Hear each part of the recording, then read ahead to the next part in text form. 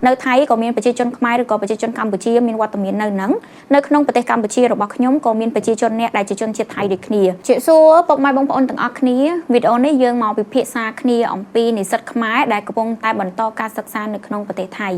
ិយាយទៅមានទាំងសួរនៅក្នុង comment ហើយក៏មានអ្នកដែលមកសួរសុំយោបល់ consult ជាមួយខ្ញុំណាថាតើពួកគាត់គួរតែធ្វើម៉េចទៅព្រោះប្រទេសជាតិយើងទាំងពីរហ្នឹងកំពុងតែមានបញ្ហារកម្មរកោសឆ្លោះទាស់តែងគ្នាហើយពួកគាត់ហ្នឹងគឺជានិស្សិតអាហារូបករណ៍នៅក្នុងប្រទេសថៃខ្ញុំសូមនិយាយជារួមតែម្ដងហើយក៏សូមបើកវងកញ្ចក់មុនបើចំពោះអ្នកដែលប្រុងទៅអាហ្នឹងបើយើងមានទិសដៅផ្សេងដូរយើងអាចដូរក៏ដូរទៅប៉ុន្តែបើសម្រាប់អ្នកដែលជ្រុលទៅហើយយើងកំពុងតែមានវត្តមាននៅកន្លែងហ្នឹងវាមានដំណោះស្រាយពីរទី1ហ្នឹងគឺយើងមើលតាមស្ថានភាពជាក់ស្ដែងដែរបើសិនជាបងប្អូននិស្សិតទាំងអស់គ្នាសួរខ្ញុំថាគួរទៅមកវិញឬក៏អត់ណាគឺខ្ញុំមិនអាចឆ្លើយជាដាច់ខាតបានទេប៉ុន្តែអាចជួយជាគំនិតខ្លះៗបើសិនជានៅនឹងអត់មានការរើសអើងហើយគេ take care ឬក៏មើលថែយើងបានល្អដែរយើងគួរតែបន្តព្រោះថាខ្ញុំឃើញថាសាលាខ្លះហ្នឹងគឺគេចេញមកតែម្ដងគេចេញមកបង្ហាញថាគេអត់មានការរើសអើងចំពោះនិស្សិតខ្មែរយើងដែលកំពុងតែរៀនអីចឹងទេហើយខ្ញុំជឿដែរថាមិនមែនមកប្រទេសថៃហ្នឹងគឺឆ្វេងឬក៏ភ្លាវទាំងអស់ទេជាពិសេសនៅតាមសាលារៀនគឺជាមជ្ឈមណ្ឌលដែលផ្ដល់នៅចំណេះដឹងជាមជ្ឈមណ្ឌលដែលទទួលការអប់រំអញ្ចឹងខ្ញុំជឿជាក់ថាសិតសឹងតែជាមនុស្សឬក៏ជាកន្លែងនៃគេមានចំណេះដឹងគេបែងចែកច្បាស់ថារឿងអ្វីគួររឿងអ្វីមិនគួររឿងឆ្លោះគ្នារឿងសង្គ្រាមនេះវាគឺជាចំនួនឬក៏ការប្រឈមមុខផ្ទាល់ជាមួយនឹងទាហាននិងទាហាននិយាយទៅទោះបីជានៅកន្លែងបរិវេណវាយបហាគ្នាក៏ដោយអានេះយើងនិយាយទូទៅពីច្បាប់នៃសង្គ្រាមអ្នកកសែតគឺគេអត់ប៉ះពាល់ទេពេទ្យអីហ្នឹងក៏គេអត់ប៉ះពាល់ដែរគឺគេប៉ះពាល់តែអ្នកសង្គ្រាមទេតែគាត់ថាពេលខ្លះគ្រាប់កាភ្លើងឬគ្រាប់បាយវាគ្មានភ្នែកវាមានប៉ះពាល់ដល់ចៃដន្យតែបើសួរថាច្បាប់សង្គ្រាមហ្មងគឺអ្នកកសែតហ្នឹងមិនត្រូវបានចូលរួមនៅក្នុងសង្គ្រាមទេគ្រាន់តែជាអ្នកផ្ដិតយកទស្សនវិជ្ជាឬក៏ព័ត៌មានផ្សេងៗអញ្ចឹងចំពោះប្រជាជននិងប្រជាជនក៏ដូចគ្នាដែរធម្មតាមានកំហឹងរៀងខ្លួនពាក់ព័ន្ធជាមួយជាតិសាសន៍ឈាមជ័រភាពឈឺចាប់វាតែងតែមានហើយប៉ុន្តែបើសួរថាត្រឹមត្រូវអត់គឺរឿងខ្លះវាអត់ត្រឹមត្រូវទេអញ្ចឹងសរុបមកហ្នឹងគឺវាផ្អែកទៅលើថាស្ថាប័នឬក៏កន្លែងដែលយើងរស់នៅផ្ទាល់ហ្នឹងវាមានទស្សនវិជ្ជាមិននិយាយឲ្យខ្លីថាយើងទៅហ្នឹងគោលបំណងយើងពីដើមដែលមិនទាន់មានសង្គ្រាមគឺយើងទៅដើម្បីទទួលយកឬក៏ក្រេបជញ្ជក់ចំណេះដឹងហើយត្រឡប់មកវិញមកកសាងប្រទេសជាតិយើងហើយយើងមានគោលដៅយើងច្បាស់លាស់ហើយបើសិនជាយើងនិយាយខ្លីនៅក្នុងស្ថានភាពបច្ចុប្បន្នបើសិនជាទ្រាំបានទៅទ្រាំហ្នឹងគឺយើងទៅហ្នឹងគឺទៅយកផលប្រយោជន៍ពីគេទៅចាយលុយគេទេយើងអត់មានអីខាតទេអញ្ចឹងបើសិនទ្រាំបាននៅទ្រាំប៉ុន្តែក្នុងហ្នឹងវាបញ្ហាសំខាន់ពាក់ព័ន្ធទៅនឹងផ្លូវចិត្តពាក់ព័ន្ធទៅនឹងទស្សនវិជ្ជារស់នៅបើសិនជាយើងមានការរើសអើងមានការប្រឈមមុខខ្លាំងហើយយើងព្យាយាមដោះស្រាយហើយនៅតែអាចដោះស្រាយបាននៅតែត្រូវបានគេធ្វើបាបរើសអើងឬក៏កន្លែងខ្លះតែខ្ញុំជឿអត់សូវកើតមាននៅបរិវេណសាលារៀនអីទេវាកើតឡើងនៅទីប្រជុំជនកើតឡើងនៅកន្លែងរស់នៅធម្មតាអញ្ចឹងណាដែលប្រជាពលរដ្ឋខ្មែរត្រូវបានគេធ្វើបាបអញ្ចឹងនៅក្នុងករណីហ្នឹងទាំងផ្លូវចិត្តផ្លូវកាយយើងបើសិនជាអត់សុខស្រួលអត់សុខភាពអាចត្រឡប់មកវិញតែមុនត្រឡប់មកវិញហ្នឹងយើងត្រូវតាក់ទងមកស្ថាប័ននានាដែលពាក់ព័ន្ធមុនអញ្ចឹងទៅថាធ្វើមិនបន្តការសិក្សាកុំឲ្យខាតឆ្នាំឬមួយក៏អីមួយដែលជាជំរើសល្អដើម្បីកុំឲ្យយើងនឹងខូចខាតខ្លាំងពេកជាពិសេសពាក់ព័ន្ធជាមួយពេលវេលាក្រែងលោយើងរៀនបានពាក់កណ្ដាលទីឬមួយក៏រៀងចុងឆ្នាំចិត្តបញ្ចប់ការសិក្សាហើយអីចឹងណាយើងអាច consider ឬមួយក៏ថ្លឹងថ្លែងតាមនឹងចឹងទៅអញ្ចឹងមានប៉ុណ្ណឹងពាក់ព័ន្ធជាមួយនឹងនិស្សិតបើទ្រាំបានហើ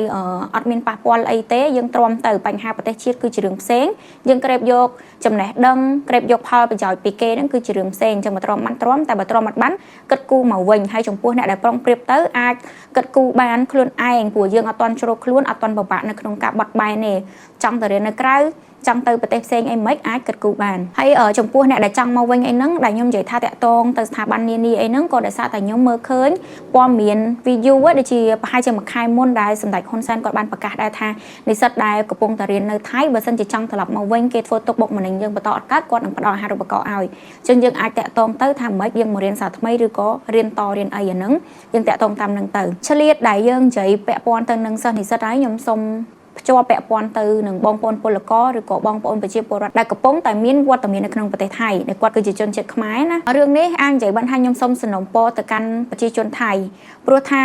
ាទាំងប្រទេសថៃទាំងប្រទេសខ្មែរយើងមានប្រជាជនដែលឆ្លងដែនទៅវិញទៅមកនៅថៃក៏មានប្រជាជនខ្មែរឬក៏ប្រជាជនកម្ពុជាមានវត្តមាននៅហ្នឹងនៅក្នុងប្រទេសកម្ពុជារបស់ខ្ញុំក៏មានប្រជាជនអ្នកដែលជាជនជាតិថៃដូចគ្នាប៉ុន្តែអ្វីដែលខ្ញុំសង្កេតឃើញគឺនៅក្នុងប្រទេសថៃរបស់អ្នកមានការរើសអើងជន់ឈ្លីនិងវាយធ្វើបាបប្រជាជនខ្មែររបស់ខ្ញុំយ៉ាងខ្លាំងធ្វើទរណកម្មឬក៏ការវាយធ្វើបាបប្រៀបដូចជាសត្វធាតុចឹង ពេលខ្លះអាចឈានដល់ថ្នាក់បាត់បង់ជីវិតឬក៏សឹងតែបាត់បង់ជីវិតក៏មានដែរប៉ុន្តែចំណែកប្រជាជនថៃរបស់អ្នកដែលមានវត្តមាននៅក្នុងប្រទេសខ្ញុំមិនថាគាត់ស្ថិតនៅកម្រិតណាមានជីវភាពកម្រិតណាគាត់មកធ្វើការមករកស៊ីមកធ្វើចំនួនគឺពួកគាត់មានសុខសុវត្ថិភាពដែលគ្មានការរើសអើងនោះទេអញ្ចឹងអាចនិយាយបានថារូបភាពនឹងគឺវាអាក្រក់មើលខ្លាំងមែនទែនខ្ញុំសង្ឃឹមថាប្រជាជនថៃដែលមានចំណេះដឹងដែលយល់ច្បាស់រឿងនេះមិនថាកំពុងតែរស់នៅក្នុងប្រទេសថៃឬក៏មានវត្តមាននៅក្នុងប្រទេសកម្ពុជា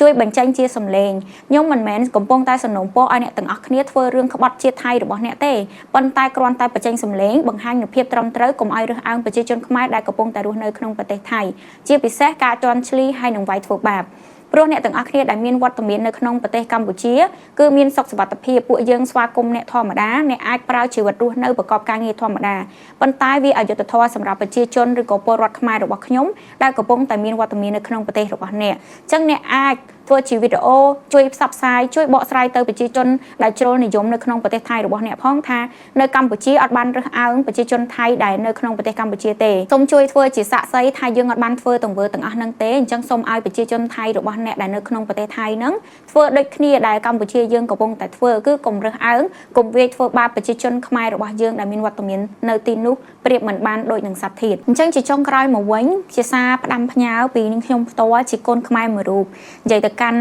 មិនថានិស្សិតខ្មែរមិនថាប្រជាជនឬក៏ពលរដ្ឋខ្មែរដែលកំពុងតែមានវត្តមាននៅក្នុងប្រទេសថៃខ្ញុំយល់ពីទឹកចិត្តស្រឡាញ់របស់អ្នកទាំងអស់គ្នាដែលស្រឡាញ់ចំពោះជាតិស្មោះស្ម័គ្រឬក៏មានភាពអៀនខ្មាស់មានភាពឈឺចាប់នៅក្នុងការដែលគេធ្វើដាក់មកលើយើងប៉ុន្តែយើងត្រូវដឹងថាយើងកំពុងតែនៅទីតាំងឬក៏នៅកន្លែងណាអញ្ចឹងការបញ្ចេញសកម្មភាពអីហ្នឹងខ្ញុំក៏សនុំពរដូចគ្នាដើម្បីសុវត្ថិភាពអញ្ចឹងយើងល្មមទៅយើងអាចចេញមុខខ្លាំងអីទេទោះបីជាកន្លែងហ្នឹងគឺជារឿងត្រឹមត្រូវក៏ដោយតាមពិតអាហ្នឹងគឺយើងត្រូវយល់ម្នាក់តិចដែរអញ្ចឹងបានន័យថា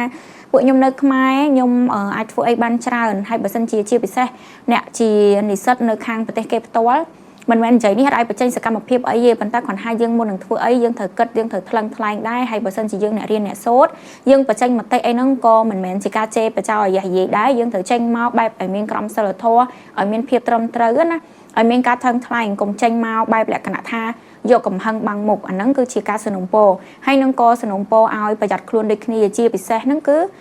ពលករឬក៏ប្រជាពលរដ្ឋខ្មែរដែលនៅក្នុងប្រទេសថៃកុំដើរទៅណាម្នាក់ឯងកុំទៅកន្លែងស្ងាត់ទៅណាចឹងគួរទៅជាក្រុមអញ្ចឹងទៅហើយបើសិនជាអាចមករយៈដែលស្ថានភាពកំពុងតែក្តៅខ្លាំងហ្នឹងយើងអាចនៅក្នុងផ្ទះអីសិនទៅយើងកុំតន់ចេញក្រៅដោយសារតែ